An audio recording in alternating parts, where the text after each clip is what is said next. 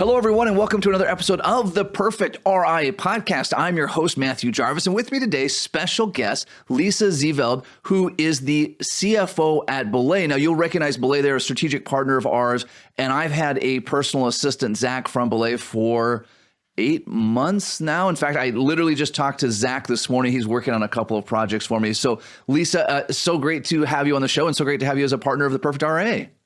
Yeah, thank you so much. I'm so psyched to be here and just talk about life and talk about business, and let's get to it, man. That's awesome. Well, I want to hit on two paths. You and I chatted a little bit before we hit record. One path I want to hit on, and I was just at a conference where this came up, where a lot of advisors, and maybe we're embarrassed to admit this, do not have good bookkeeping in place in their practice, right? They started out, it was just them. And so as long as there was money in the account, it was good. And where that becomes a problem, one, it's really hard to have good practice metrics.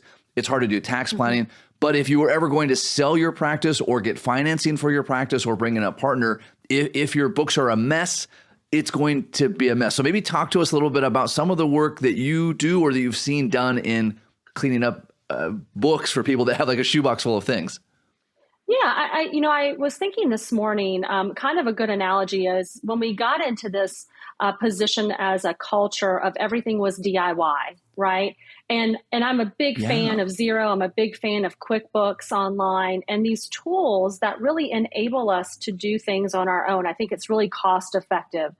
And especially for folks who are financially driven, they're always going to go with the solution, right? That's going to be a little bit cheaper. But what we find is, I don't know about you, I've tried to do some home projects myself, trying to dabble in a little bit of plumbing or construction, more so than my husband than me. But we always think that we're experts and we always think that we can do it because we've seen it done on TV or we've seen it done in a YouTube video and it looks super easy.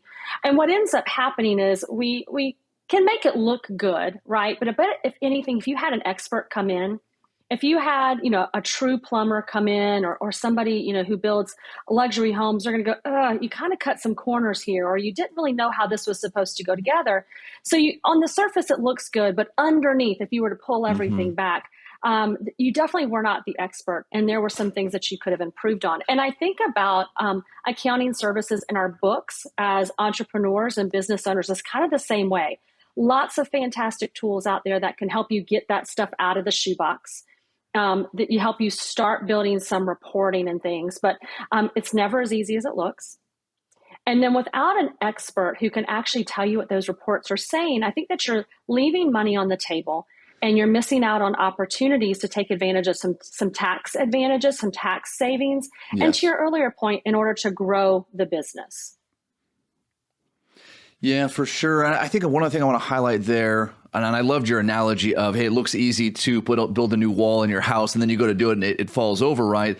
But there's also this, I think typically as entrepreneurs, with very few exceptions, we don't have the skill set, the mindset, the focus, whatever it is, to get into that minutia. Most of us think, I'll get to that box of receipts. We get 3 receipts in, there's a butterfly floats past our window, and the rest of the receipts stay in the box. And then tax season comes around, and I think, Lisa, to your point is, we get to tax season or we're getting ready to do a practice valuation, and all we have are these really dodgy numbers. And the longer we go, the worse it gets. So I think we own like, hey, I'm not very good at it, and it's just really not my skill set. Right, exactly. And if you were actually a little bit more proactive on the front end and working with your CPA, right? Because the just like building any team, you're going to have different layers of your team, right? So if you've got a good bookkeeper and they're able to get your bills paid on time, they're able to build reports, able to walk through things with you, able to see trends in the business, then when you go to take that to your CPA, and I recommend everybody to send those reports to a CPA partner who's okay with looking at your financial reports quarterly, because they're going to be able to say, hey, in a perfect world, right, you're going to be making a little more money than you thought you were. And so there's one option is you can pay more taxes on those dollars. Or if you're with a great CPA partner, then they could say, hey, is there something that you might want to purchase for the business? Are you looking to grow the business in another area? Is there an investment that you could make? If you don't bring that to them until February, then they can't help you because it's too late. And so to me, that's what's really getting, you're not good at it. You might be embarrassed that you're not good at it, but let's be real. 90% of all business owners and entrepreneurs are not good at it. So you're not alone. You can take that guilt off of you. But finding a partner that can really help you understand it really truly does elevate your business. And it's not expensive. Yes, it's not going to be $35 the way that QuickBooks Online is, or zero. But the value of your time and the amount of money that we can save in the business by being proactive pays for itself 10 times over. It's interesting, Lisa, as you explain that. So I have never in my entire career done any of my own bookkeeping. And not ever. And actually, no advisors ever asked me about that. I didn't think about it until you mentioned it. But I've always had, so for the last 12 years, Colleen, who's my office manager, does my bookkeeping. She does all the bookkeeping, all the receipts. And then my CPA, to your point, looks at it every quarter. And then because, as a check and balance, because Colleen has payment ability and access to the accounts and she's doing the bookkeeping, my CPA does reconciling. Whereas if you had a third party that doesn't have payment access, that's not as much of an issue. But to your point, whether it's, I've been through audits, and having detailed things makes all the difference. We once got audited by the state of Washington, where my practice is located, and they said, hey, we want to see proof of every transaction for the last 7 years that you paid sales tax in the state of Washington. And I get this request, and I'm thinking, my goodness, I don't even keep my receipts from last week. I have no idea. And I'm thinking, like, we're going to get killed on this audit. And Colleen, again, who's been my office manager and bookkeeper for 12 years, she says, Matt, I do that literally every single month. I've bookkept that every single month for 12 years. It's all, and we just handed it to them, and it went from this, like, they were going to nail us, Lisa, for hundreds of thousands of dollars, and it got down, I think, to like $2,500 on one transaction, and that was it. So that's like this. We're not talking about imaginary, like, hey, this is a good idea to have. This literally saved me hundreds of thousands of dollars having good bookkeeping in place. Totally, yeah, and you know, you're making the decision if you want to have a legacy business.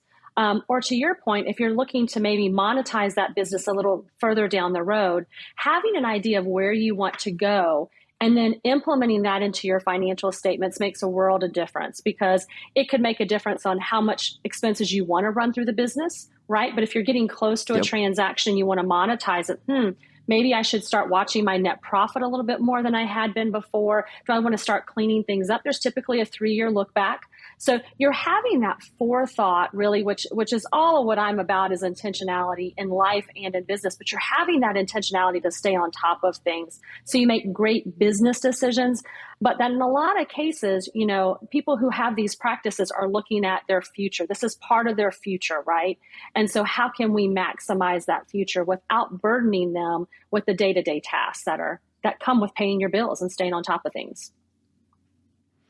Lisa, do you ever run into where people are, it's not quite the right word, but just too embarrassed to have somebody come in and look at it? Because at some point, I think to our discussions, you're going to have clean bookkeeping at some point.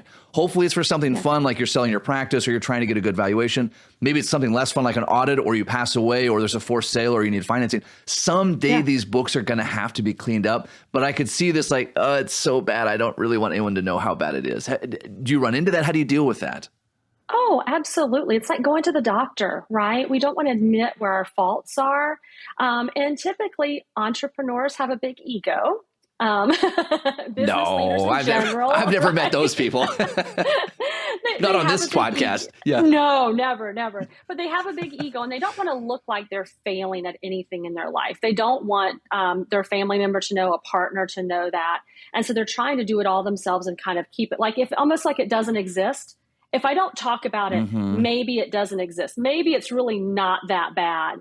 And so all the time, and really what they need to know is that just like your doctor when you're sick, a bookkeeper and the folks that work in accounting services, they understand this. This is what they do all the time.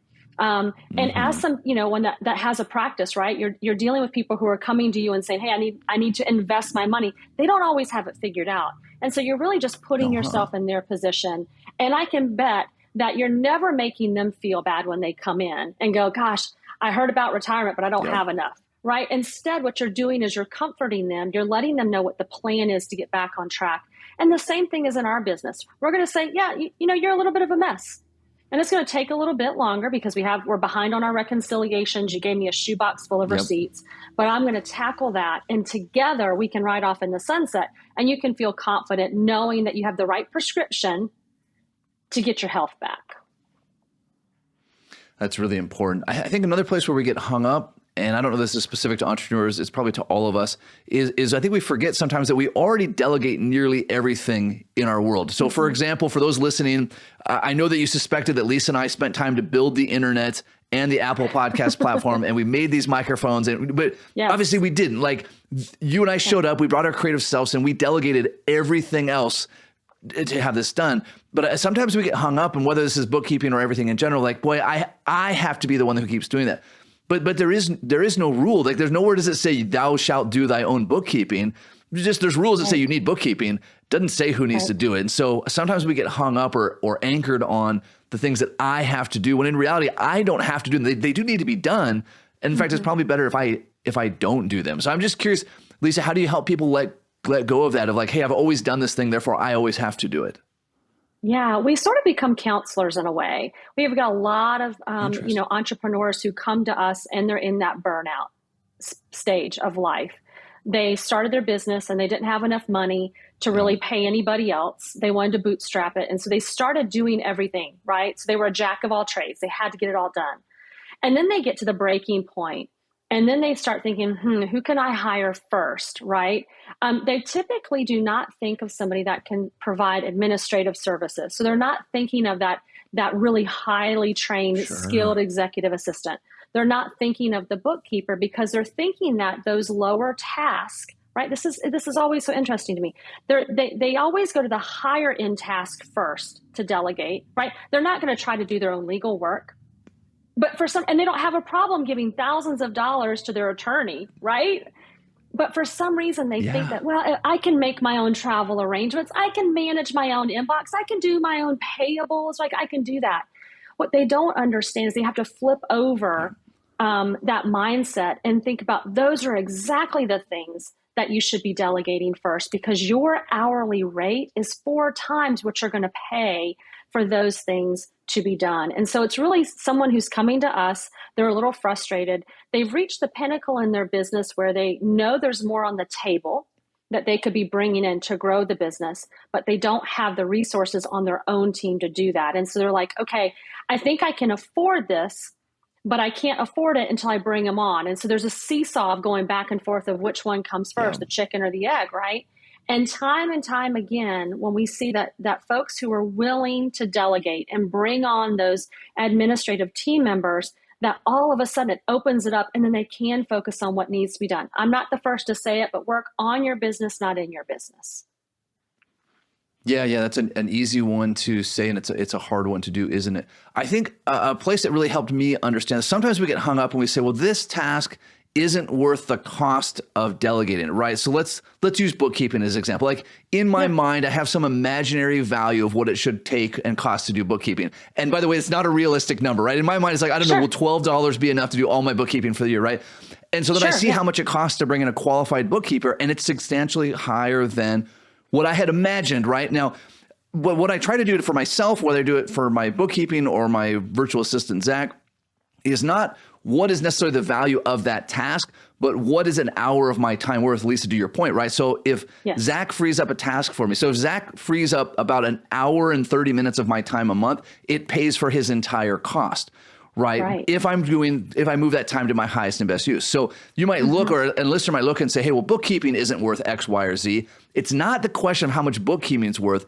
It's, to your point, what's the highest and best use of my time that I now have freed up? So for me, that's excess of $1,000 an hour. Okay, do I think bookkeeping should cost X? I don't know. I don't feel like it should cost that much. I don't know why.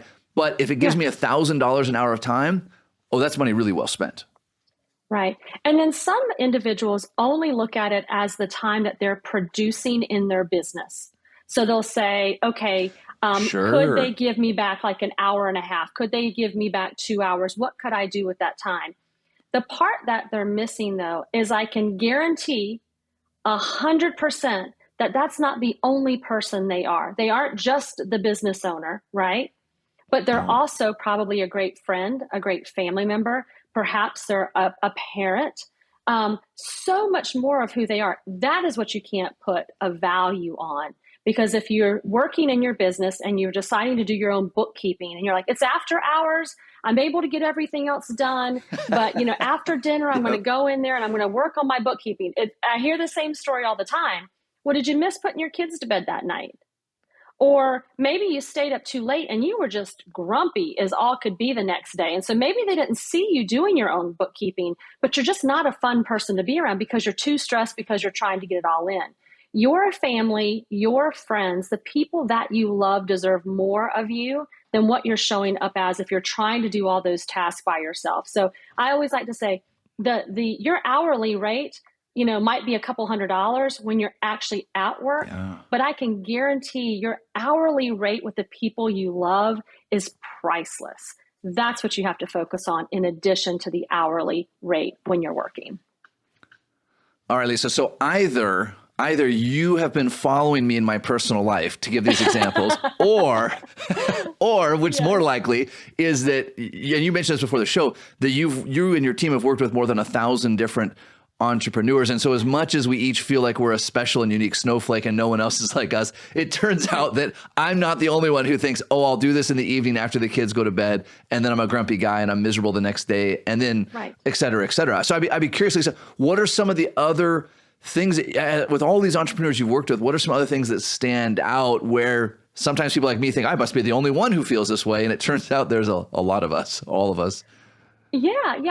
I think that in order to be an entrepreneur and to take that kind of risk, that we have a very similar personality profile, right? And so we all kind of tend to show up the same way. Delegation to me is the one that we see all the time. It's just people who think they can do it all. I'm going to fit more on my plate. I can do more. I am the only one I can trust, which kind of goes into delegation too, but we see that a lot. I'm the best at this and I only trust me to do it. I'm the best one to go out there and to network. Everybody in the community already knows me. And so I'm not going to hire somebody else to go out there and to network and do some business development. It's me. I'm the best at it. And so they tend to kind of get in this cycle where they just can't break away from it. And so it's really, a good friend of mine said the quote, and I'm sure that I'm going to butcher it here, but the level of your success is determined by the size of your ego. So let's think about that, right? You've got to be able to say that I'm going to delegate. I'm going to open my hands up. I'm going to invite people into my personal finances because they need to see those too. Personal finances, business finances. I'm going to invite them into my calendar. I'm going to invite them into my inbox. I'm going to hire people that can do things probably way better than I can. And what that means is that I don't think that I'm holier than thou. I don't think that I'm the expert at everything because I'm not. And when you get rid of that ego and you start to let people in, your business starts to multiply because now you have a team of people that can do that. And I don't think anybody goes and starts a business to work too late and not be appreciated by their family because they're grumpy all the time, right? We start businesses because we want a better quality of life, because we want to make an impact in the community. All of that takes checking your ego, realizing that there's other people who can do those things for you so you can step away. So I would say, yes, delegation is huge. Ego, which kind of goes along with that, is really, really big. I also think that people don't have a really good understanding of their financials. It's one thing to get to receive them every month, because that you definitely should be making sure that you're getting financial reports every single month. Yeah. But I also think that they don't think to ask questions about them. I was talking with a client a couple of days ago, and I said, hey, I'm looking at your financials, and we do free consults. And I even do that as a CFO of Belay. I'll jump in and look at somebody's books because, again, I love this kind of stuff. I get jazzed about it. And I was looking at their books and I was like, hey, I see that their water bill was a little bit more expensive, right? You print out your P&L month over month. And so I'm looking at their P&L from January of 23 to August of 23. I'm like, hey, all of a sudden your water bill is kind of going along at like $270 and it goes up to $400. Like, what's happening there? Oh, I never even noticed that. Well, why didn't you notice? Oh, I don't know. I just thought I'd go ahead and pay it. Well, come to find out there was a water leak, right? And so and so they just get, so many business owners or entrepreneurs just get those financial statements and they go, okay, so they look at the bottom line, how much money do I have? And they go about their day. They're not taking time to really understand what's on their financial statement, what's on the balance sheet, cash versus accrual. That trips everybody up all the time. But if you've got a great partner, then that can help you, again, make those decisions better for the future. So delegation, big ego, and then understanding basic information about financial statements. I see it across the board. Again, thousands of clients have come through Belay's doors in almost 14 years. They all have the same problems, regardless.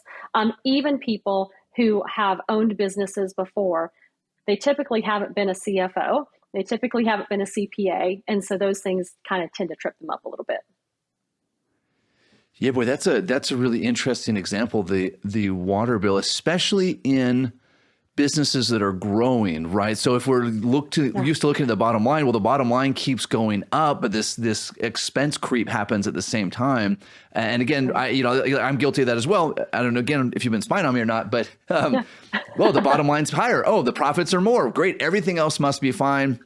To your point, right. Didn't notice that the internet provider doubled our fee and just I didn't notice it because it all just kind of melted in. And so to have somebody object, well, and then that's another big piece. And I talk to clients about this all the time. It's really impossible to be objective about your own money. There's too much emotion. Mm-hmm. It's the same for me. It's the same for you. It's very hard to be objective about your own money. Bringing somebody. And so I guess I'm questioning there, Lisa, then.